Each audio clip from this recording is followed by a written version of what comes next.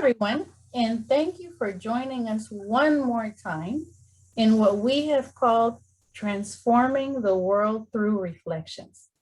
So now we have continued the journey from exploring the intersection between the pandemic and social injustice, and now we're giving more attention to the shifts that the world has been engaged in as a result of this pandemic and how it just placed a magnifying lens on so many things that needed attention.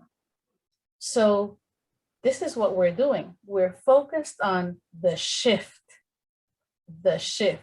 Well, this pandemic is not over. It's been, like we've been saying, a bit of a cha-cha. We move forward, we move back.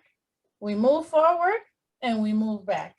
But you know, this is so natural when it comes to being in transition, when we're in a process of growth. A cha-cha happens. So I am so thankful to have here today my beautiful cousin, my beloved Ligia Grenald, who is with us from Panama. And we're going to have a conversation about the shift, particularly as it relates to the work environment, the school environment, and definitely the family environment, because they're all married.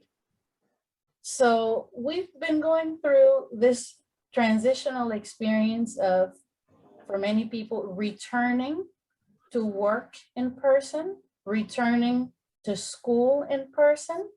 And it's not as simple as saying, well, okay, see you next week at 9 o'clock.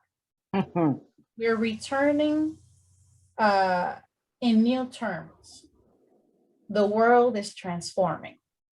So I just want to tell you a little bit about Ligia so that you can see where the richness of the information she will give us comes from. Ligia is an industrial engineer. She is also a professor. She's also an entrepreneur.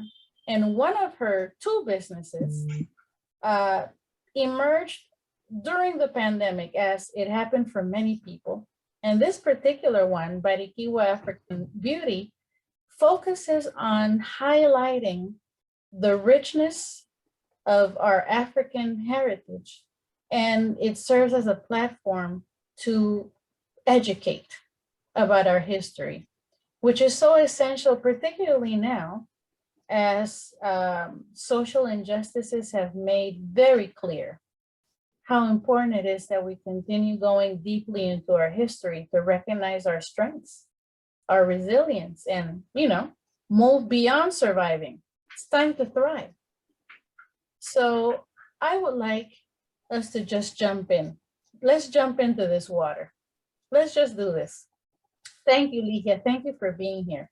How are you doing today? What's on your mind?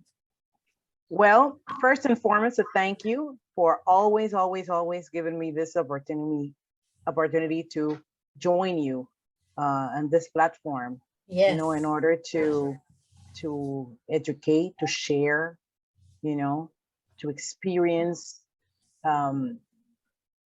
everything that we are transitioning and that we are going through during the pandemic last year and through this year that is almost ending now.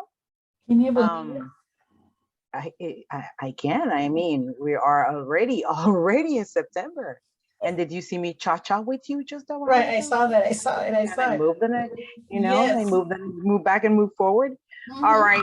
So this for me has been a learning curve.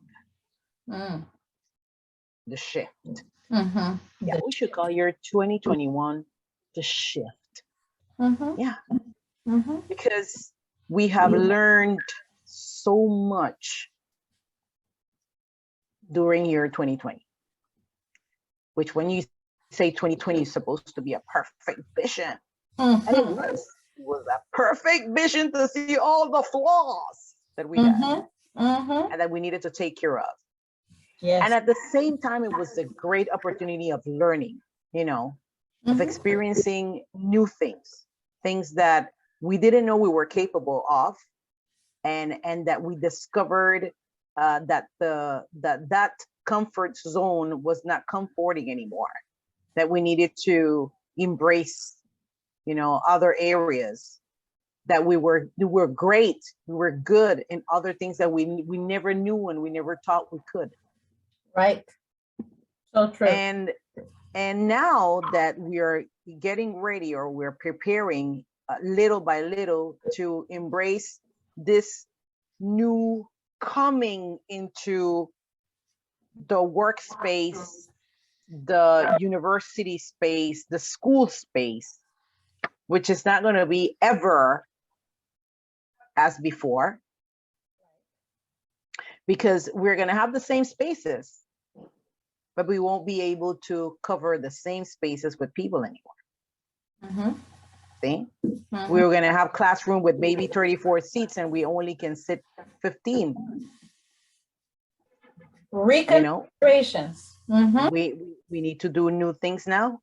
We cannot be all together in a classroom anymore. And now we are having trouble with understanding, accepting that it's mandatory now to have a piece of cloth or a piece of whatever it takes in on your face to take care of, you know, of other people and yourself.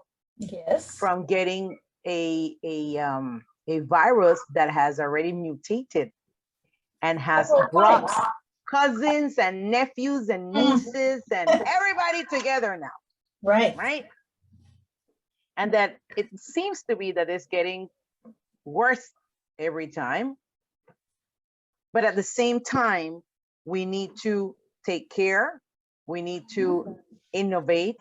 We need to find spaces and ways in how to congregate and how to get together and how to share information and how to give class.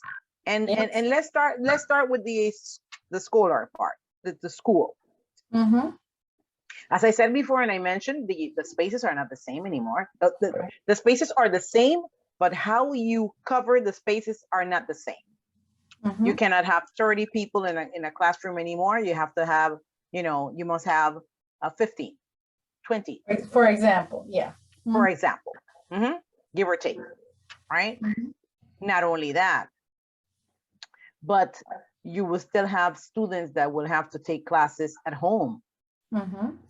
And my intervention here, or my thinking, is that there will be several subjects, I think, that you will have to remain online, and there are other subjects that you will definitely have to be presential. Laboratories, you might have the physical education, you know, these outdoors sports that you cannot have them online. So teachers have to find the way now how to engage with their students, how to find methodologies, how to find new apps, geeks, whatever it takes to give a better class. Take courses, get knowledge on the different platforms, different apps where you can share with your students and give them all the support, the information, the knowledge that they need to, you know, to go ahead. Right.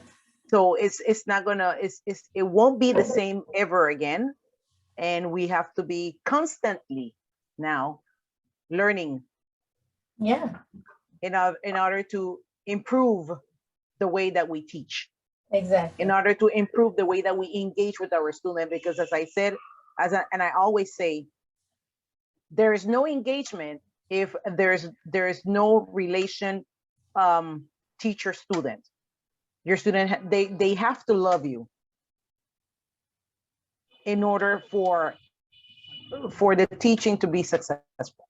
There needs to be a sense of connection, even if it's not love. Sense of Well, yeah, connection. connection, Sense of connection. definitely.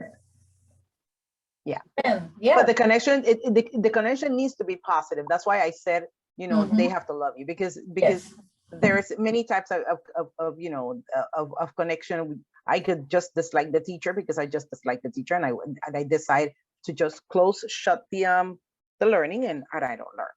And the teacher could be doing anything he or she wants to, and I just not interested. You know? Exactly. Exactly.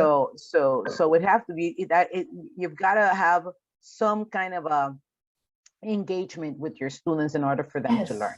Yes. Yes. I mean, that's like water for soup. Oh, you need it. If not, how am I going to drink the soup? Right. It's not soup. Right. Yes. And in other spaces, university as well, it's the same thing. You're going to have subject that you will have to definitely go presential, and others that you will definitely keep online, right? And if I go to the working in the labor spaces, there goes now something very different that we need maybe to put our eyes on, you know, to put the spotlight on, and is the way that HR is going to do their job. Yes. Is going to perform. Yes. Very important part. Yeah.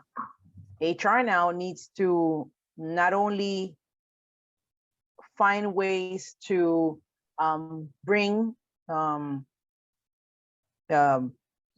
people to collaborate, but also be in charge of the psychological part of each employee. Yes. And for that, they will have to bring into their interdisciplinary group people that are professionals in psychology or in psychiatry to help their co-workers and their peers and the people that are working and giving their input to make a company grow, make that environment safe. Yes. And sane. Yes. Yes. Yes. You know, as I'm listening to you, Ligia, I think this is a great opportunity to bring into this mix the fact that some years ago, pre-pandemic times, you served as HR director at a hospital outside of Panama. And even though it's in pre-pandemic times, still that expertise that you bring as it relates to HR priorities and how to support staff in their experience of this transition, you know, is really precious. It's rich, and I'm thankful that you are able to give us some wisdom as it relates to that. Thank you for mentioning also the value of having an interdisciplinary approach to supporting returning staff into spaces that are familiar, but not so familiar because of all the rearranging that is necessary because a pandemic is still in progress. Yeah. Yeah. Let me share something with you and with you, all of the audience. Being in Honduras, which was the place where I started my HR experience, it was quite interesting because I needed to learn the culture of a country that was not mine. Yes. And I needed to understand the culture, the way they thought, what the words meant when they said it, because for them one word means something, and for me it means something else. And Panama. so I had to disconnect my vocabulary, my Panamanian vocabulary, and connect with the Honduran vocabulary, so that I could understand, get into their space, and really work with them and collaborate and cooperate with everything that they needed. So it was very interesting to take one hat and put on the other one. Yes. And say, okay, well now I'm living here, this is home now, and this is how this is how I'm gonna help, and this is how I'm gonna work, and this is how I'm gonna perform.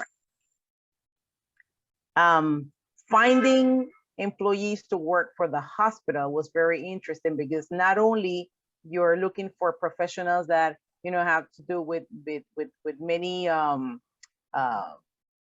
types of information, as working in an OR, or being a doctor, or being a nurse, or being a secretary with medical knowledge and all of these things.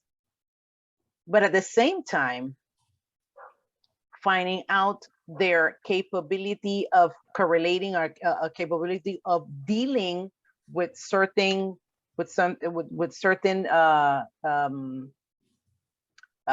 experiences with people, and how they react to certain things, right?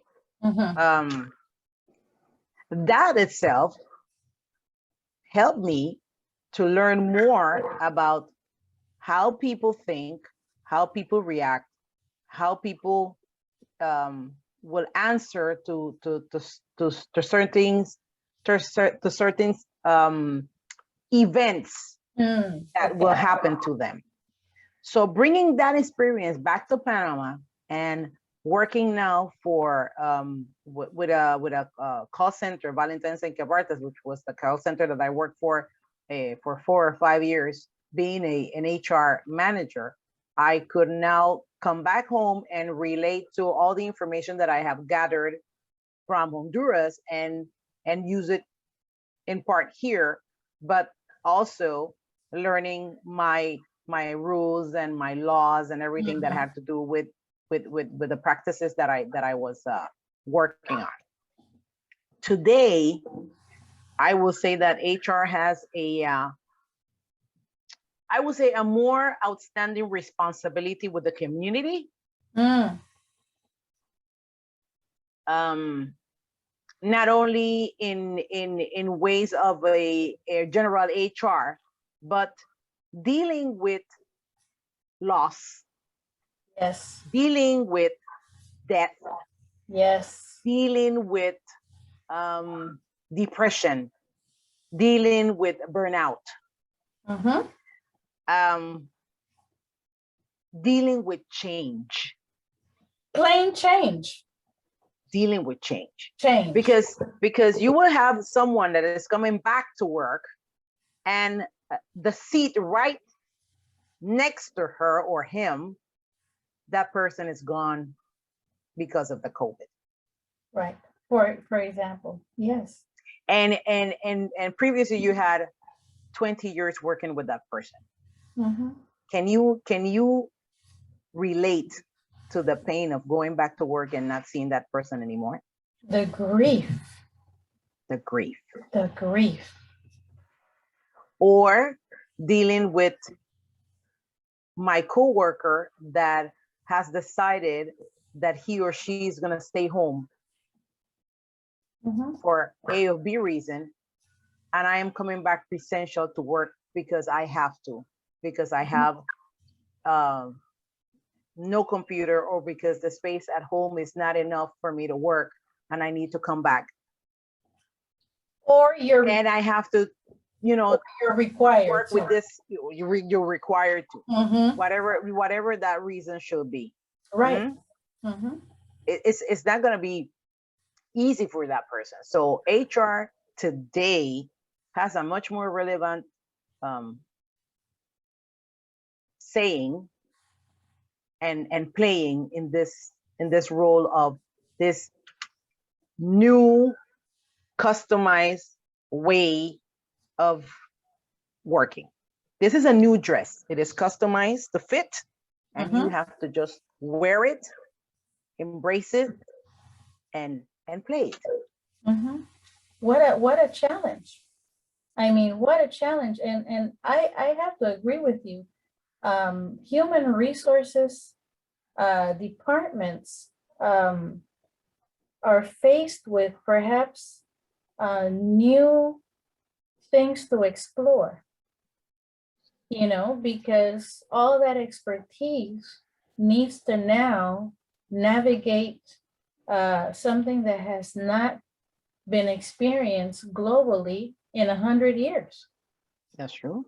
And so there are a lot of considerations. So I think it's important to not only acknowledge that HR has quite a tall order, but also extend some grace to HR because they have so much to figure out in a very short amount of time. You know, and so it's a process. It's quite a Yeah. process. There's a bit of a dance here. Yeah. And so No, we ought it is. to be patient, not only with ourselves, but with each other. And that includes being patient with HR. Yep. Corporations now, you know, they have learned as well many things during this pandemic. Mhm. Things like micromanagement, you know, where I need Mhm. to see you, you know, the big brother's eye. I'm Mhm. right on top of you, watching you to work. You know, you need to be presential for me to know that you're working. Mhm. Pandemic has proven that I can work at home. I can do my things. I Mhm. can give you all the work you need, all the investigation, everything that I have done, and you're still in business. Yeah. Yeah. Yeah. You're still in business. So now, any place in the world is good for me to work. So that's another hat on HR. That not only you're having people presential or online, but you're having people abroad. Yes. Yes. You know, and in many cases, meeting employees for the first time in person because they were hired during virtual times. There's a lot of stuff. It's not an either or, a cookie cutter type situation. It's quite nuanced. And so again, we ought to be patient with each other. HR with us and we with HR. That's true. There's a lot of new territory being covered. Yeah. But And conquered. right. So you mentioned earlier burnout, and as you know, that is a topic near and dear to my heart. Mm-hmm. I'm interested in everything that has to do with preventing it, as well as recovering from it, you know, and sustaining wellness to the best of our abilities. And while at the end of the day, we each are individually responsible for the choices we make, Mm-hmm. aligned with wellness. In the workplace, there is an ethical responsibility from the employer to create a space that honors wellness. That was true before the pandemic, and it's true for sure now. Now it is. Some people were burnt out before the pandemic. Other people became burnt out during it, especially if they were wearing 25 hats under the same roof, you know, working from home, being a teacher from home to their children, you The know, work chores, cooking, everything, all everything. kinds of things. So we're all going through a lot of transitions, and that could set the tone for burnout. So we need to be mindful of what are the ethical responsibilities in the workplace that really support the staff in all these transitions, you know, and that is not to unhook us each individual from our own responsibility for our own well-being. You know, I would imagine that certain companies that before the pandemic conducted themselves in ways that ethically left a lot to be desired, have right, have been confronted with the need to make revisions. Definitely. Revision. Definitely. And as I mentioned before, now HR needs to have professionals that are in mental health, yeah, psychology, psychiatry, to help improve the situation with their employees. yeah, But companies as well, corporates, need to find ways to help employees in other ways, not only with the professionals. And as for me, the help definitely will be with the professionals in psychology and mental health, but also finding spaces and certain times to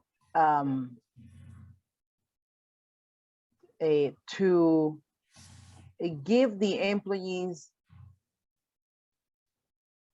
that time, that needed time to seek for that peace that they're needing. Yeah. And when I'm talking about seek of that peace that they're needing, I'm going to refer myself as a owner of two companies, in which one was created during pandemic. And although it was a great opportunity for me to expand knowledge and share knowledge of African ancestry with people, I still was home, and I still was experiencing depression.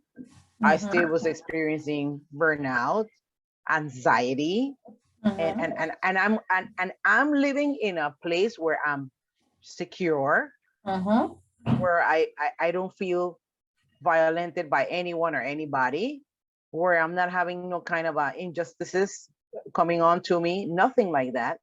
But still, the knowledge of everything that is going on in the world, it still affects. Yeah. If I felt that way, now imagine a person that did not have or does not have in this present moment that space. Exactly. And has to go back to work. How can you think? How can you proper develop? How can you improve? How can you give yourself entirely to your job, to whatever you need to do in order to bring the income home, because you have all of these concerns and worries about injustices, domestic problems, etc. Exactly. I'm so glad you bring that up, because just because spaces are opening up for return, that doesn't mean that emotionally people are all in a place of wellness in this process of returning. Exactly. Earlier, you mentioned the example of, what if returning to work means that somebody I worked with for decades passed away because of this virus? Or the other example you shared, certain people left the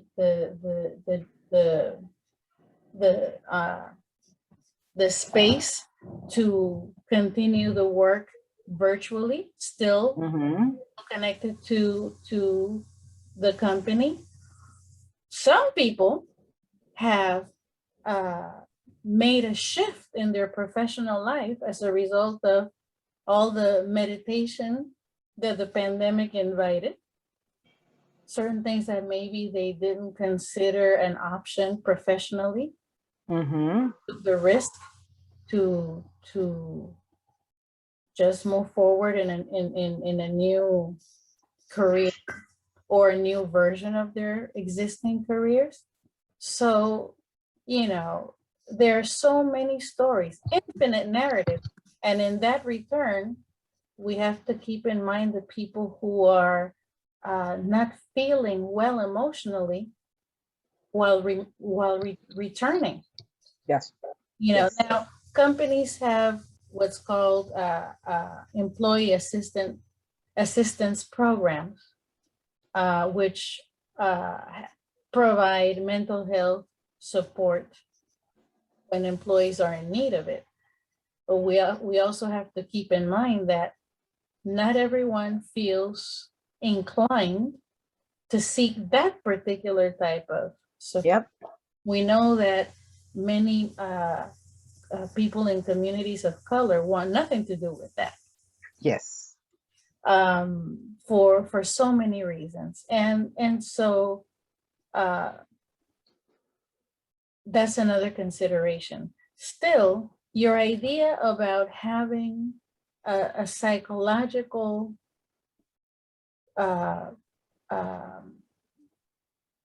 rather, let me rephrase, having professionals in psychology available to HR for the purposes of rethinking the spaces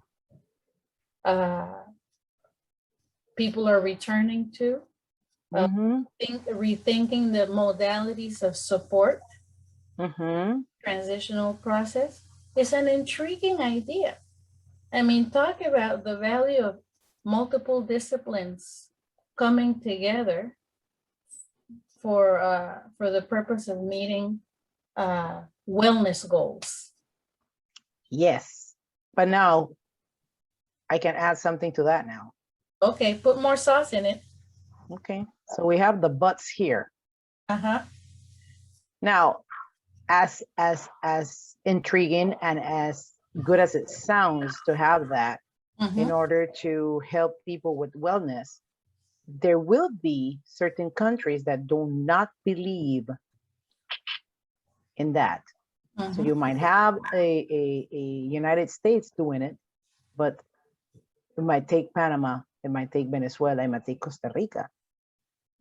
Many more years to get that, you know, to become a need or a necessity. It's possible. So meanwhile, that help arrives. How? Good question.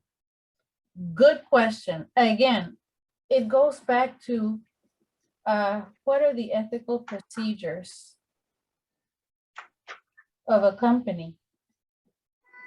You know, do they need to revise their approach because the pandemic is extending the invitation? I'm just saying, you know, but it's a layered process. And then returning to academic environments, it has, like you said earlier, its own set of challenges. There's so much to look at, and it's not a simple answer. Each situation has its unique requirements. So may we all be patient in this discovery process. Yeah, we hopefully, and it's very strong the hope that you know that in the that each and every part do their biggest effort, their utmost to find ways to the betterment of everyone. Right. In schools, that the head of principals and the people that are in charge of making changes in extracurricular or curricular studies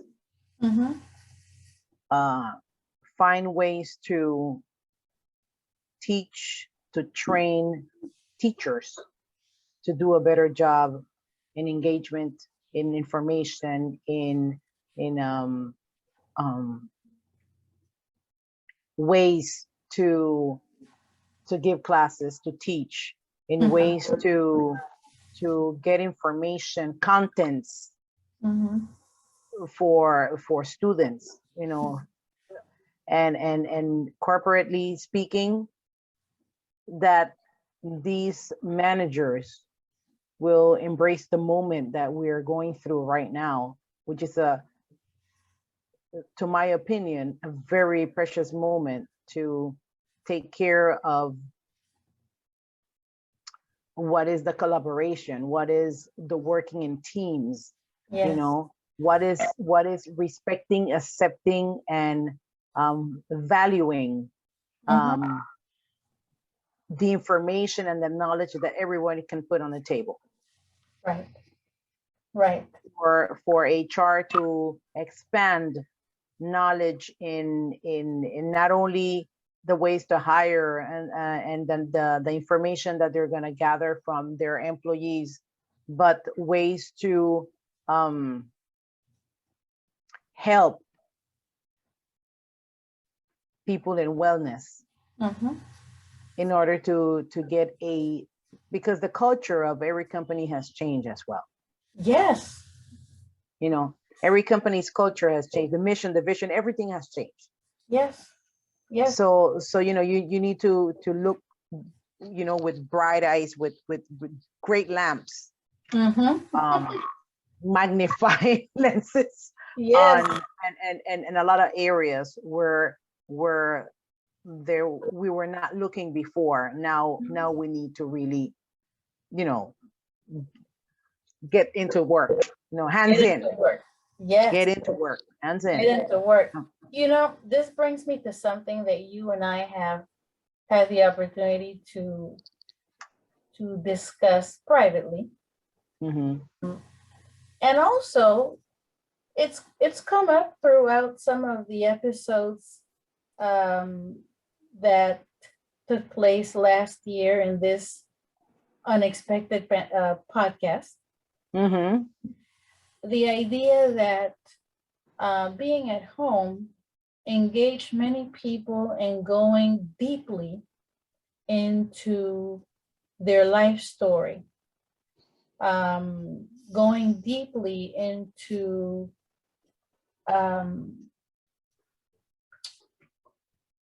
learning about the heritage of their families, the legacy, the challenges, you know, the pains that moved from one generation to the next and that led to the current state of affairs. And we've talked about how this is not an easy process, this excavation process. It's not easy. It calls for having a village to feel supported when this excavation brings up painful things.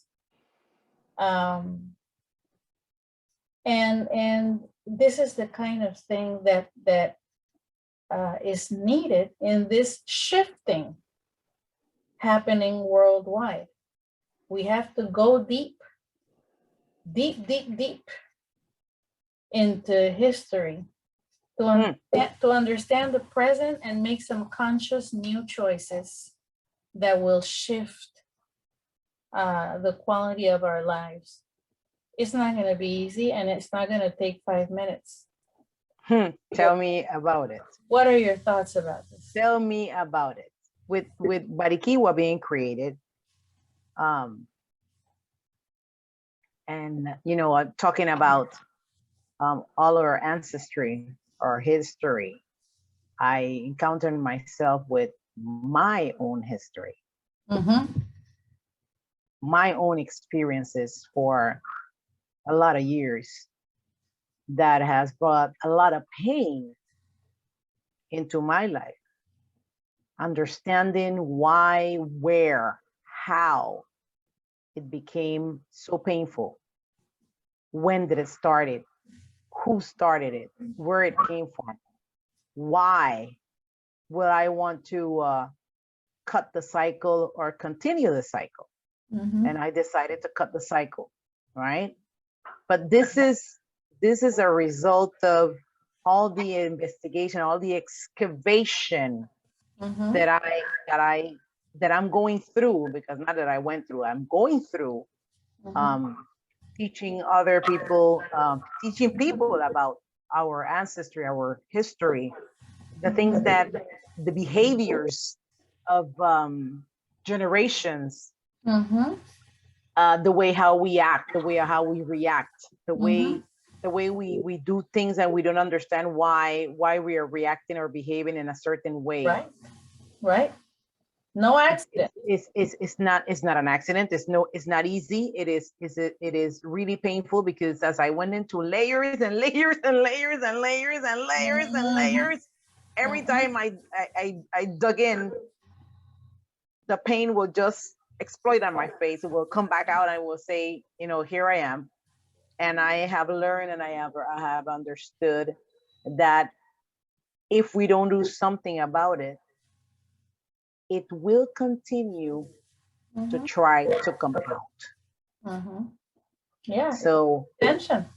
So we need to work on it, and we need to embrace the fact that is the truth, that happened, and take a wise decision into how to teach our new generations, for them not to fall into the same loop again, and make it better for the generations to come. And it's everything has erupted on the pandemic.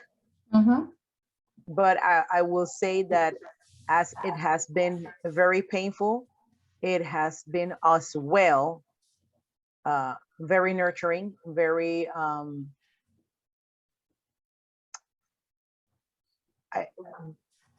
emotional, challenging. I could continue with a lot of adjectives on it. But what I will say about it is that it has taken me to the point in which I will continue to teach. I will continue to thrive in the area where I think that we need to learn, we need to know, we need to understand, we need to forgive, and we need to move on. We need to move on. We know we have a forgive ourselves, which is the most important part of this. Forgive ourselves and move on. But teaching others what we have experienced, because if you ignore that, if you forget that, you are bound to do it again. You're bound to do it. Yes. You're bound to do it again. So yeah. Forgive ourselves for what we did not know or understand. Exactly. About the way we were, or we have been interpreting the world around and inside of us. And continue to allow ourselves to learn more, to move on with greater consciousness. Yes, definitely. Thank you for sharing those words. I feel that it's an important meditation in this process of shifting that we're all experiencing, or rather we're all invited to experience. Yeah. 2020 was a teaching year Mhm. 2021 is a shifting year. I love it. Let's make that a t-shirt. Yep. Well, Yeah. thank you, Ligia, so much for always bringing such wisdom to these, thinking out loud exchanges. And thank you for always opening those spaces, Ah, for me and for many others to share with you and with others what we have experienced or the information that we have so that we can make it better. We need to make this world a better place to live. Yeah. we do. And it's moments in history such as this that invite us to take stock. The time of reckoning is not over. So Definitely. with that, I invite us all to continue in this journey of transforming the world through reflections. Thank you so much. Thank you.